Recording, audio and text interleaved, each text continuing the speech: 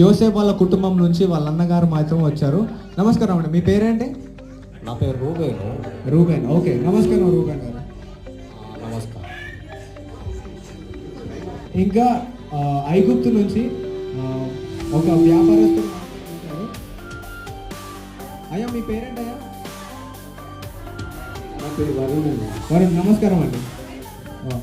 Okay, so మన ఇద్దరు రిపోర్టర్స్తో పాటు మన నిన్న ఆ ప్రదేశంలో నుంచి వచ్చిన మనుషులు కూడా ఉన్నారు. గొర్రెల కాపరు ఉన్నారు.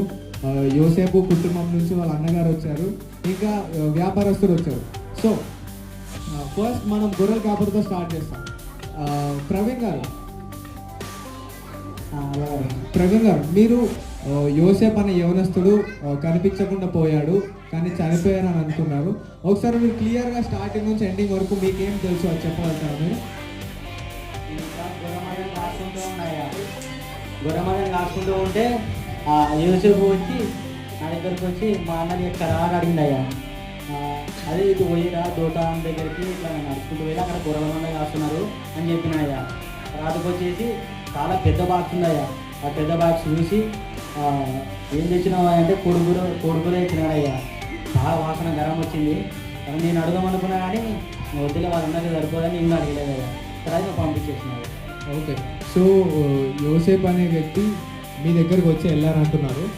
మనం ఇంకా విశేషాలు యోసేపు వాళ్ళ కుటుంబం నుంచి వాళ్ళ అన్నని అడిగి తెలుసుకున్నాం. మీకు ఏం జరిగింది, మీ తమ్ముడికి ఏం జరిగింది అనుకుంటున్నారు? ఆ చొక్కా ఇంటికి తెచ్చారంటున్నారు. ఒకసారి మీరు చెప్పండి స్టార్టింగ్ నుంచి ఏం జరిగిందో. మా దగ్గరకు వచ్చిందని అయితే అన్నారు, మరి మాకైతే కనిపించలేదు మా తమ్ముడు. మేము దారిలో మళ్ళీ ఇంటికి పోగా అని చొక్క మొత్తం రక్తంతో ఉండే పోయి మా నాన్న తెచ్చుకున్నాం. ఓకే, మీ నాన్నగారు ఏమన్నారు? ఏమంటాడే ఏడుస్తాడు బాగా. మీ అమ్మగారు?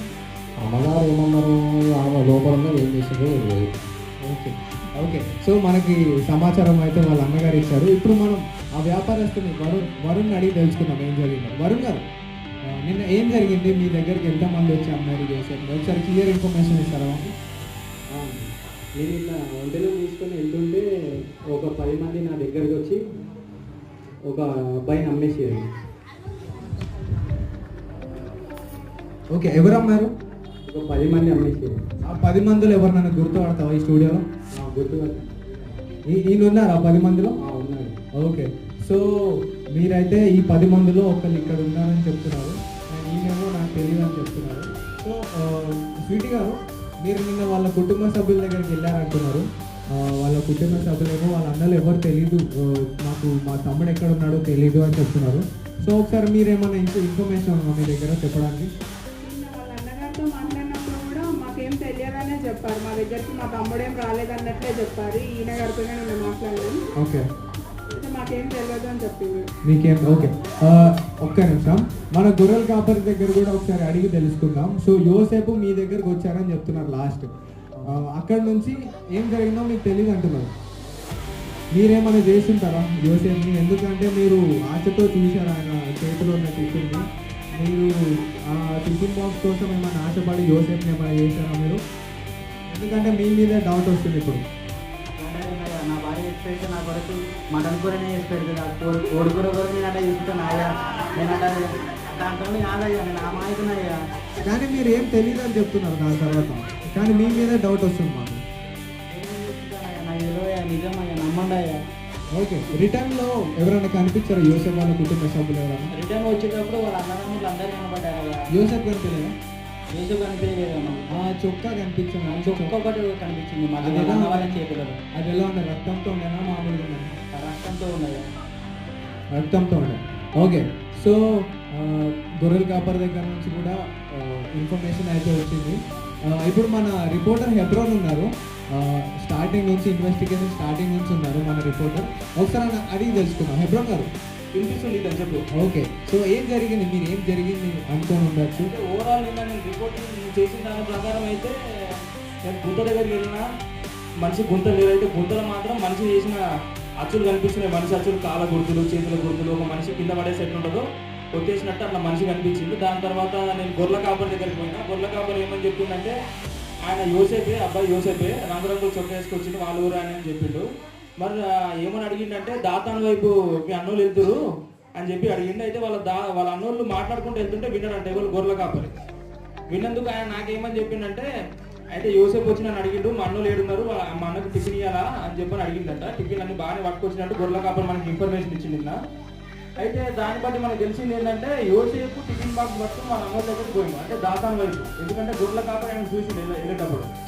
తర్వాత గొర్రెల కాపరి ఇంకోటి చెప్తుంది ఏంటంటే, రిటర్న్ వచ్చేటప్పుడు యోసేపు కనిపించలేదు కానీ వాళ్ళ అమ్మలు కనిపించారు గొర్రెలతో పాటు.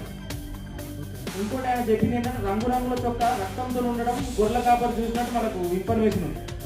తర్వాత మనం ఇంకో ఆయన చెప్తే బిజినెస్ మ్యాన్ దగ్గరికి వెళ్ళాం. బిజినెస్ మ్యాన్ ఒంటరి దగ్గర ఉన్నాడు. అయితే ఆయన చెప్తుంది ఏంటంటే, 20 వెండి నాణాలకు నేను యోసేపు ఆయన కొన్నా, అంటే పేరు ఆయనకు తెలియదు. అయితే ఆ అబ్బాయికి అంగి లేనట్టు మనకి ఇన్ఫర్మేషన్ ఉంది. వరం చెప్పినట్టు, బిజినెస్ మ్యాన్ చెప్పినట్టు 20 వెండి నాణాలు కొన్నాడు. దాని తర్వాత ఆయన తీసుకుపోయి రాజుకు అమ్మేసిండు, ఐగుప్తులో రాజుకు అమ్మేసిండు. అది ఎందుకంటే మనకు పూర్తి ఇన్ఫర్మేషన్ 50 వెండి నాణాలు ఇప్పుడు తెలియదు మనకు. అయితే 20 వెండి నాణాలకు ఆయన కొనుక్కున్నాడు, ఎవరిని యోసేపు. అయితే ఆ రాజుకి అమ్మేసినట్టు ఇన్ఫర్మేషన్ ఉంది. ఇక్కడ గొర్రెలు రాస్తారు కానీ అబ్బాయి ఆ రాజు దగ్గర చాలా ఆనందంగా ఉండడని మనకు బిజినెస్ మ్యాన్ చెప్తూ వచ్చింది. ఓకే, సో మీ దగ్గర ఇన్ఫర్మేషన్ ప్రకారం చూసుకున్నట్లయితే మనకి ఫైనల్ వ్యక్తి యోసేపు వాళ్ళ అన్ననే కనిపిస్తున్నాడు. వాళ్ళ అన్నేమో ఇన్నోసెంట్ లాగా యాక్ట్ చేస్తున్నాడు, కానీ మొత్తం నేరారోపణలో యోసేపు వాళ్ళ అన్న మీద ఉంది. సో ఇంకో ముచ్చట ఏంటంటే, మన కామన్ ఉన్న ఒక ఎలిమెంట్ ఏంటంటే 10 మంది కామన్ ఉన్నారు మనకి. అవును, చెట్టు కూడా కామన్ ఉంది. గొర్రెల కాపరి ఏమని చెప్పి వాళ్ళ 10 మంది అనాలని చెప్పారు. ఓకే, తర్వాత బిజినెస్ మ్యాన్ వచ్చి ఏమని చెప్పినట్టు ఇక్కడ కూడా 10 మంది కలిసి అమ్మిరని చెప్పారు. ఓకే, అయితే ఈ 10 మంది ఆ 10 మంది కంపల్సరీ వాడు అన్నలే. ఓకే, ఇంకోటి మనకు వచ్చిన రిపోర్ట్ ప్రకారం ఏంటంటే, ఆ బిజినెస్ మ్యాన్ ఒక మనిషిని గుర్తుపట్టారు. ఆ గుర్తుపట్టిన మనిషి ఎవరంటే వాళ్ళ అన్ననే. అంటే ఖచ్చితంగా వాళ్ళు ఏదో చేసినట్టు మనకు డౌట్ ఉంది. అయితే మనకు ఫస్ట్ వచ్చిన డౌట్ ఏంటంటే, మీరు చికెన్ కాసేపటి గొర్రెల కాపరి ఏమో చేసి ఉంటాడు, కానీ ఒక్కడే ఎంతమంది తిండి అన్నం తింటాడు కాబట్టి మేబీ మనం డౌట్ పట్టకపోవచ్చు. మనం వదిలేద్దాం. కానీ మనకు తెలిసిన ఇన్ఫర్మేషన్ అంటే గొర్రెల కాపరికి దీనికి ఎటువంటి సంబంధం లేదు. ఆయనకి ఏం సంబంధం లేదు, ఆయన నిర్దోషి. అయితే వాళ్ళ అన్నోళ్ళు అయితే పెద్దన్న అయితే కొంచెం తేడాగా బిహేవ్ చేస్తారు మనకి ఇన్ఫర్మేషన్ ఉంది స్టార్టింగ్ నుంచి. అయితే మేబీ వాళ్ళు ఏమైనా చేసినట్టు మనకు ఇన్ఫర్మేషన్ ఉంది. ఓకే, ఒకసారి నన్ను అడిగి తెలుసుకుందాం. బ్రూటన్ గారు, సో నేరారోపణలు అన్నీ మీ మీదే పడుతున్నట్టు ఉన్నాయి. యోసేపు ఏం చేశారు? మీరు నిజం చెప్పండి, అసలు ఏం జరిగింది? మా తమ్ముడిని కానీ కానీ అనుమానాలన్నీ మీ మీదే ఉన్నాయి. దానికి మీరేం చెప్తారు? ఆ గొర్రెల కాపరేమో 10 మందిని చూసా అంటున్నారు, ఆ రక్తం మరకలతో ఉన్న చొక్కాని చూసా అంటున్నారు, ఆ వ్యాపారస్తులేమో నిన్ను గుర్తుపడుతున్నారు, కానీ మీరు అబద్ధం మాత్రం చెప్తున్నారు. అది నా కళ్ళకు కనిపిస్తుంది. ఇప్పుడు మీ మీదే నేరారోపణ ఉంది, సో అనుమానం మీ మీద ఉంది. సో మీరు నిజం చెప్పండి, ఏం జరిగింది? నిజంగా చెప్తుండండి, మా తమ్ముడు మా కాడికి రాలే, బాక్సులు మా కాడికి మీ రాలే. కాడికి రాకపోతే ఆ బిజినెస్ మ్యాన్ కి నేను చెప్పేది ఏంటంటే, కంపల్సరీ వాళ్ళనే ఏదో చేసి ఉంటాడు. ఎందుకంటే 10 మందిలో వాళ్ళనే ఉన్నాడు. ఆయన మంచిగా టిఫిన్ తిన చికెన్ కూరతో అబద్ధాలు చెప్తున్నాడు.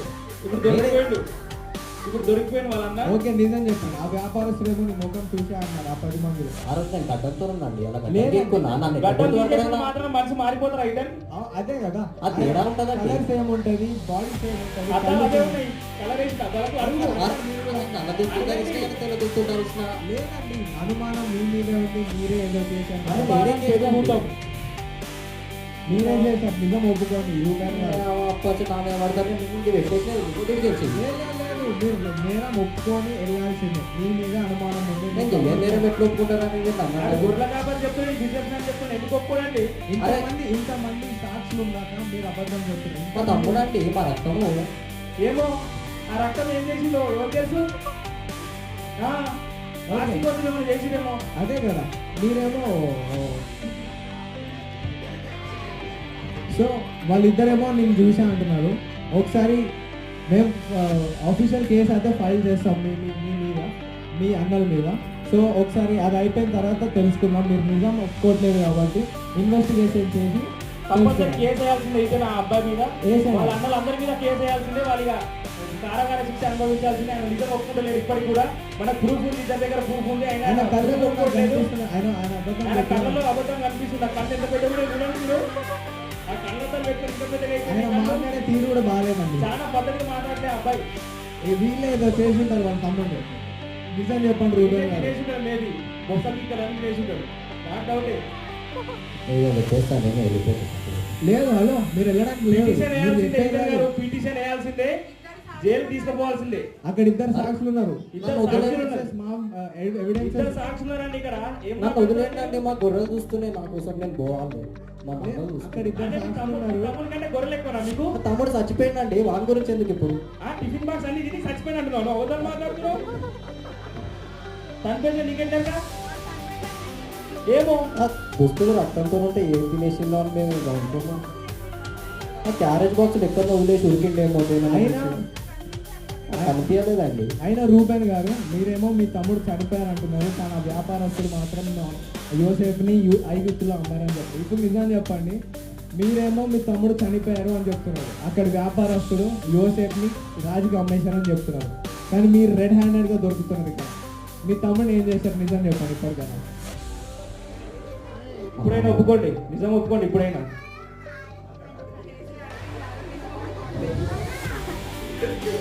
మా తమ్ముడు చచ్చిపోలేదు, మా తమ్ముడు బతికే ఉన్నాడు.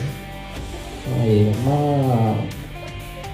మా మా తమ్ముళ్ళందరూ ఏం చేసిందంటే మా యోసేపు తమ్ముడిని చంపేద్దామని చేసింది, కానీ నేనే దగ్గరుండి చంపకుండా గోతులో పడేద్దాము అని చెప్పిన. నేను బతికించిన, మామూలు బతికించిన, నాదేం తప్పు లేదు. తర్వాత నేను బయటికి పోయినా, నువ్వు వచ్చి చూస్తారు మా తమ్ముడు గోతులో లేడు, ఇక నాకైతే లేదు. అసలు ఆ ప్లాన్ ఎవరిది? మీ తమ్ముడిని ఐగుప్తుకి అమ్మేద్దామని చెప్పేసి ప్లాన్ ఎవరు వేశారు? మనం పోయి చూసేసరికి మా తమ్ముడు యూదా నాతో అంటుండయ్యా, చిన్నోడిని అమ్మేసినాము, మనకు పైసలు, మనకు వెండి నాణాలు ఇచ్చాడు అని చెప్తే నేను ఒప్పుకున్నాను. ఓకే, సో చూశారు కదా, మొత్తానికి అయితే తప్పు అయితే ఒప్పుకున్నారు యోసేపు వాళ్ళ అన్నగారు. నాదేం తప్పు లేదయ్యా, మా తమ్ముళ్ళే మీదే తప్పండి, మీరు అప్పలేదు. అయ్యా తప్పు ఒప్పుకుంటలేడు అయ్యా. మా తమ్ముళ్ళు ఇంతసేపు అడిగాం, ఆయన కూడా చెప్పలేదు మీరు. ఇంత అబద్ధాలు, పచ్చి అబద్ధాలు చెప్తున్నారు మీరు. ఇప్పటికైతే చెప్పారు కానీ. సో చూశారు కదండి, యోసేపు మాత్రం వాళ్ళ అన్నలే ఫస్ట్ గుంటలో వేసేసారంట. రూబెన్ ఐడియా అది. గుంటలో వేసిన తర్వాత రూబెన్ పక్కకి వెళ్ళేసరికి యోసేపుని తీసుకెళ్ళి ఐగుప్తులో మాత్రం అమ్మేశారు.